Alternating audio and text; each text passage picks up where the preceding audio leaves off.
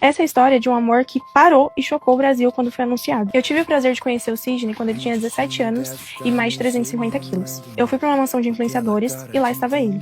Desde o primeiro dia, a gente não se largou em nenhum momento. Na época eu fazia faculdade, então em muitos dias ele me levava até a estação de Mogi para me ir, até a Liberdade. Ele me esperava. De noite ele não conseguia dirigir por conta da visão. E ele me esperava até 1h30 da manhã, todos os dias. E nessa época, a gente mal tinha dinheiro, mas a gente sempre lembrava um do outro. Seja com uma marmitinha com os últimos vintão na conta. Se ele ver esse vídeo agora, ele vai dar uma risada de canto lembrando dessa situação. Eu chegava a hora de dormir, que o coronel falava, todo mundo pros seus quartos pra dormir. Coro, desculpa, mas às vezes escondido, eu ia até o quarto do Sidney e a gente ficava horas conversando e juntos. Por mais de 2 anos, ele dizia que nunca ia namorar, até que uma foto pra marketing mudou tudo. E com isso, com essa foto também veio a nossa primeira briga, o nosso primeiro fim, mesmo sem termos oficialmente, começado realmente um relacionamento. Naquele tempo, eu ouvi coisas terríveis na internet, nas ruas, e até dele mesmo, que uma certa vez falou que tudo não passava de um marketing. Anos não passavam de um marketing. E isso me machucou absurdamente, mas até que o tempo trouxe o amadurecimento e o perdão. E aí, finalmente, o pedido veio, o dia mais feliz das nossas vidas. Vivemos juntos do nada ao tudo, do tudo ao nada. E assim, oficialmente, começou a nossa história perante Deus, gente? E essa história foi cheia de imperfeições, de desafios, mas ela sempre teve o principal, que foi o amor. O amor e o propósito. Porque desde o primeiro momento a gente soube que o nosso reencontro, a nossa história, tudo era um propósito, não era um acaso da vida. Na nossa primeira briga, que foi na mansão, eu e o Sidney não estávamos nos falando e ele me chamou no quarto e falou pra gente ser amigos. E eu falei pra ele que eu não poderia ser amiga de alguém que eu amasse. Sidney sofreu um atentado em João Pessoa e assim que eu vi isso, a primeira coisa que eu fiz foi desbloqueá-lo e mandar mensagem e ligar pra ele, mas eu não obtive nenhuma resposta já automaticamente. E eu liguei pro segurança dele, e o segurança dele me explicou que ele estava tomando banho, estava com uma ansiedade muito grande, por isso ele não havia, visto o celular. Conversei com ele, ele falou que ele já estava melhor e que assim que ele saísse do banho ele ia falar comigo. Eu sempre soube de tudo sobre o Sidney. Se me perguntarem o que ele gosta de comer, eu sei de cor, quais medicações dele que ele toma, eu sei de cor, quais exames, tudo. E quando eu falei com ele, eu falei, você levou tal remédio? Toma tal remédio. Ele falou, não, eu não tenho aqui. E nisso, eu tentei ainda arrumar o remédio, mas não deu certo. E aí eu pedi pra ele tomar um outro, que eu já sabia que quando não tinha esse, dava pra tomar o outro e substituir. Ele dormiu o voo inteiro e não fica ansioso, porque em voos ele tem muita dificuldade. E nisso, eu passei a tarde me perguntando, será que eu vou até o aeroporto ou não? E eu larguei a minha mágoa, tudo, e eu fui. A gente passou 4 horas dentro do carro. E uma dessas horas foi só em silêncio. Mas eu fui. Ninguém estava lá, ninguém mandou uma mensagem pra ele propondo que fosse buscar.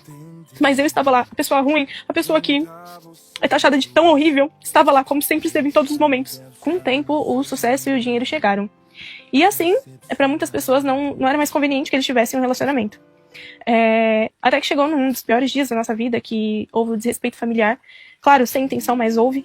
E eu pedi um tempo pra que eu ficasse mais com a minha família, porque eu vivia muito ele, vivia muito a família dele, as coisas dele, e às vezes eu esquecia, das minhas coisas, da minha família. Ele aceitou e começou a sair, muito, sair. E num belo dia, ele simplesmente terminou pela internet, postou na internet que havia terminado. E eu soube, pela página de fofoca, porque até então não apareceu nenhuma publicação pra mim, porque eu tinha restringido ele dos meus stories. Então não aparecia mais nada. E nisso, eu só sabia perguntar o porquê. Porque a gente passou por muitas situações. E quando ele vê isso, se um dia ele vê isso, ele vai lembrar de todas as situações que a gente já passou. E que, eu nunca soltei a mão dele, por mais que às vezes a gente falasse e pensasse. E, enfim, de ambos, nunca tinha acontecido isso.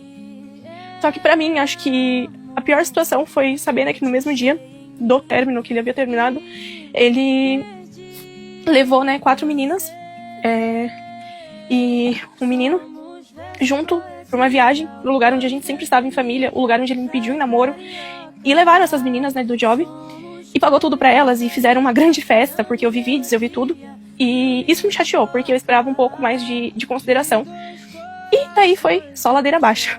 É como se Satanás realmente estivesse fazendo um rebuliço nas nossas vidas e querendo que a gente ficasse separados. Depois de meses assim, o Sidney se arrependeu e veio me pedir perdão, E nisso, gente, a gente teve algumas recaídas e Só que, infelizmente, eu tava me afogando nas mágoas que eu não conseguia soltar.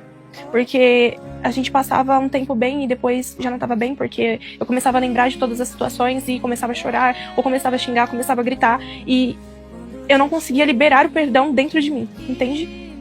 Todos esses meses de longe um do outro, né, de separação, eu chorei todos os dias, sozinha, com a minha família, com os poucos amigos que sobraram, né?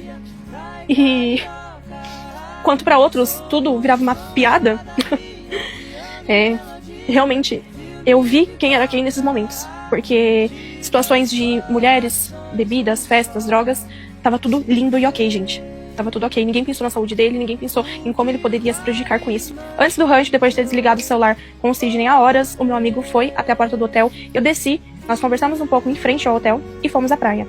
Lá, a gente deu risada, brincou, enfim, conversou. E assim aconteceu o beijo. Ambos solteiros. Eu poderia ter me feito de sonsa, poderia ter mentido, mas desde o princípio eu escolhi falar a verdade e assumir que realmente eu beijei uma pessoa. No rancho, o convite sempre foi claro. Era a gente tentar, né, se acertar e ficar tudo bem, um respeitar o outro, ou recomeçar, conseguir finalmente recomeçar o nosso relacionamento.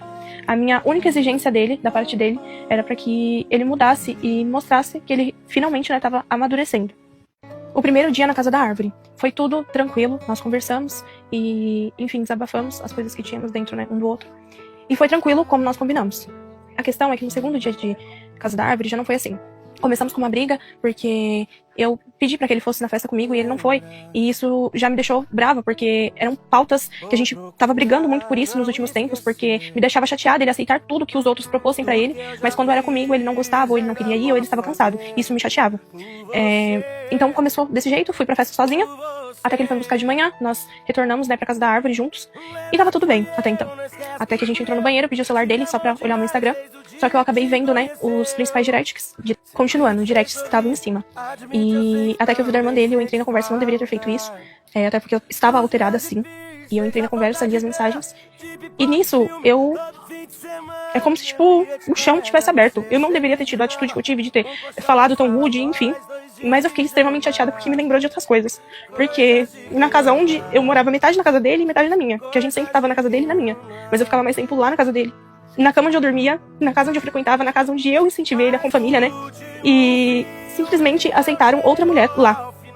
E isso, pra mim, já é o fim. E eu falei pra ele, quando a gente conversou e teve as recaídas, isso tudo sempre tava em pauta. Porque, inclusive, a menina que foi é amiga de um costureiro que fazia, né, roupas pra gente. Enfim, foi traições e facadas de muitas partes. E me deixou muito mais chateada pelas pessoas que eu achavam que era minha família também, terem aceitado isso. E, enfim, isso me trouxe gatilhos. Eu acabei falando coisas que eu não deveria, tipo, expus coisas que a gente tinha combinado que não era pra expor. E, enfim, foi isso. Em todo o nosso relacionamento, nunca houve desrespeito. E nunca houve traição também de nenhuma das partes. Muitas pessoas tentaram e conseguiram corromper muita coisa. Mas, gente, uma coisa eu tenho certeza. Tipo, o nosso amor não foi de 3, 2 meses, e sim de quase 4 anos, sabe? E pode faltar o que fosse, mas nunca faltou amor, respeito e muito amor. Porque se eu pudesse, eu tirava do meu coração pra dar pra ele. Só Deus sabe das noites que a gente passava chorando, desabafando, e a gente agradecia um ao outro pelo amor e por ter nos conhecido, pelo propósito, por Deus ter nos unido. Enfim, é uma pena que essas pessoas tenham feito isso, porque eu chateei muito com pessoas me julgando. E quando foi na vez dele, as pessoas estavam aplaudindo e cagando pra Nicole chorando, porque a Nicole tava sofrendo. E ele tava garanhão, gostosão, tá pegando todas, isso mesmo, você tem que viajar com fulana, você tem que fazer isso, você tá apaixonado por fulana. Então, tipo assim, na vez dele foi tudo engraçado, foi um circo, né? E aí eu beijar alguém, depois de quase 4 meses separados, tudo bem, a ocasião, né, não deveria ter feito isso, porque não tinha necessidade, né, de eu me submeter a isso nesse momento. Mas, tipo assim, aí a Nicole é a traitora, sendo que não houve traição. E aí a Nicole também é o lobo em pele de cordeiro. Mas ninguém foi lobo em pele de cordeiro quando sabia de tudo que o Sidney estava fazendo e todo mundo estava aplaudindo, inclusive sabendo que ele estava fazendo uso de coisas que iriam matar ele. Porque as pessoas sabem da condição, né, que ele tem saúde, mas não importava, afinal, tava engraçado. Não é com ele, não tô falando que ele é o errado, não. Nós dois fomos errados. Nós tínhamos que ter, nesse momento, se apegado em Deus e ido a profissionais pra gente resolver as coisas ali, eu e ele. E, enfim, a minha causa também, que eu vou procurar tratamento porque eu tenho muita dificuldade com mágoas de perdão. Enfim, isso